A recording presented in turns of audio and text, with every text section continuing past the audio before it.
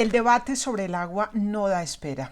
Quiero compartir con ustedes la columna que escribí para el periódico El País en su edición América Colombia. Esto a propósito de la escasez de agua que se está sintiendo en muchas regiones del país. Si en Colombia se pudieran dar los debates cruciales sin agresión y pensando en el bien colectivo, hoy deberíamos abordar uno de los más importantes, discutir cómo se va a enfrentar la escasez de agua que cada vez afecta a más y más comunidades.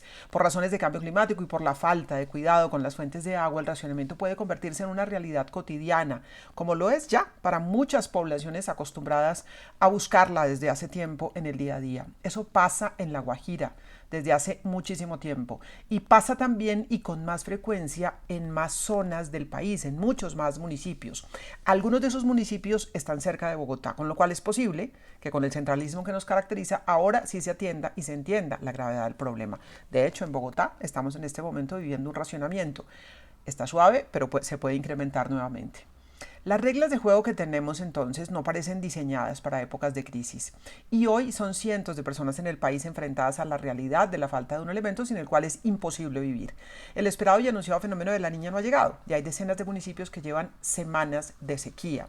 Y es que también tengan esto en cuenta porque lo han dicho algunos investigadores, hay cada vez más dificultades en aplicar los modelos de predicción meteorológica, precisamente por esos cambios bruscos en los patrones climáticos. En Bogotá seguimos, como les decía, en racionamiento intermitente, pero en la ruralidad, cuando bajan los niveles de ríos y quebradas, es la vida entera la que se trastoca. Si no hay agua para el consumo humano ni para el riego, los campesinos deben invertir primero horas en buscarla, caminar, hacer largas caminatas, traerla, conectar mangueras, en fin. Los pastos se ponen amarillos y falta comida para el ganado, la tierra se cuartea, los cultivos se afectan y la alerta ante incendios forestales es máxima.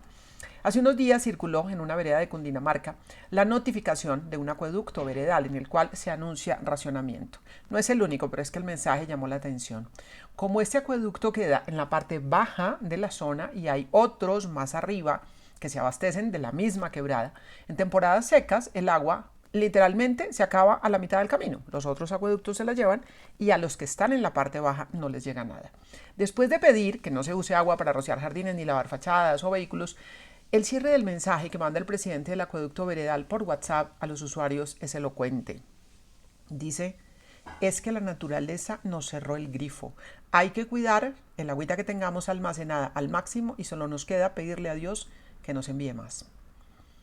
Mientras tanto, en La Calera, tras una publicación del portal Vorágine, se debate sobre la autorización que dio la CAR desde hace 40 años a la empresa Coca-Cola para extraer aguas de fuentes de la zona, mientras que la población enfrenta hoy serias dificultades para conseguir el mínimo vital. La concesión fue un proceso legal, comenta un abogado en redes sociales en medio del debate grande que se ha generado. El punto es que aquello que funciona en unos momentos, en otros se debe replantear si las circunstancias cambian. Es ahí cuando cabe sentarse a conversar. No solamente por este caso, sino por muchas decisiones que se toman en concesiones, por ejemplo, para conjuntos campestres, que tienen piscinas, que tienen jacuzzi, en fin, y también para todo tipo de empresas y proyectos de riego. Si el agua es un bien escaso, hay que decidir con sumo cuidado cómo se debe distribuir. El agua la necesitamos todos y sus usos van más allá del consumo personal, que por supuesto es lo prioritario. Sin agua para beber, pues no hay vida, literalmente. Pero, ojo, sin agua no hay cultivos, sin cultivos no hay comida, sin agua mueren de sed los animales y si se quedan sin agua pueden quebrar empresas, agricultores, ganaderos y se afecta toda la economía. La cadena de consecuencias se extiende por toda la sociedad. Lo que menos se necesita entonces es lo que ya comienza a presentarse, una batalla por el agua en la que pueden perder los más vulnerables y las consecuencias para todos son impredecibles. Ya en algunos municipios se han presentado enfrentamientos porque los campesinos cortan las mangueras de los vecinos para evitar que se queden con el agua.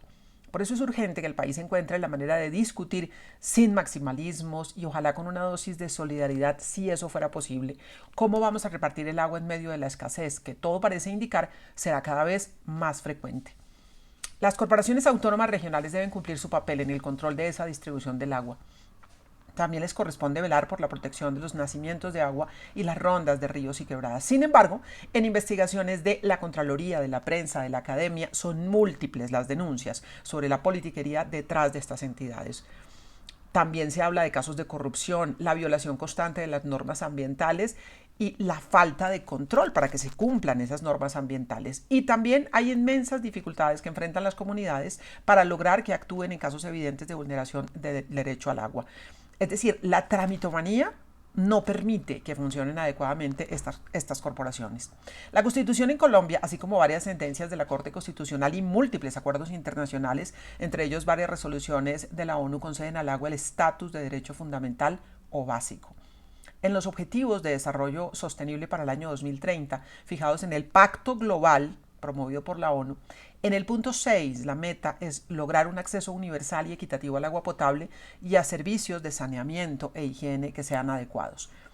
En una sentencia de tutela, la Corte Constitucional en Colombia estableció en el año 2011 que, y abro comillas, todas las personas deben poder acceder al servicio de acueducto en condiciones de cantidad y calidad suficiente, y al Estado le corresponde organizar, dirigir, reglamentar y garantizar su prestación de conformidad con los principios de eficiencia, universalidad y solidaridad. Cierro las comillas. Las normas en Colombia y en el mundo están ahí, existen. Sin embargo, pues hacer leyes, normas o pactos no es sinónimo de que estos se apliquen. Y cuando hablamos de agua, no podemos darnos el lujo de convertir el debate en un asunto individual que nos lleve al sálvese quien pueda. Las sociedades tendemos a tramitar los conflictos con la ley del más fuerte, pero aquí es urgente reconocer que estamos montados en el mismo planeta y cuidar el recurso y distribuirlo bien nos compete absolutamente a todos. Al Estado en primer lugar, que debe servir de árbitro para garantizar el acceso, pero también es un asunto de las comunidades, de las organizaciones sociales, de las empresas de servicios públicos grandes o pequeñas, de quienes las usan como insumo en sus procesos productivos y de todos, porque la necesitamos para sobrevivir. Si no logramos encontrar la manera de dialogar sobre este asunto, el agua se convertirá en otro motivo de violencia, si es que en realidad no lo es ya, porque no son pocos los líderes ambientales asesinados porque levantaron la bandera de la defensa del agua. Esto ya está pasando. Si les ha parecido interesante este comentario, los invito a compartir. Los invito también a que se suscriban a mi canal de YouTube, Yolanda Ruiz Periodista. Les recuerdo que cada lunes tenemos allí un encuentro en Contexto y Opinión para hablar un poco de las noticias con las que comienza la semana. 6 de la tarde en YouTube, Contexto y Opinión. Encuentran después la grabación en cualquier momento en YouTube, en Facebook y en Spotify. Mil y mil gracias por estar ahí.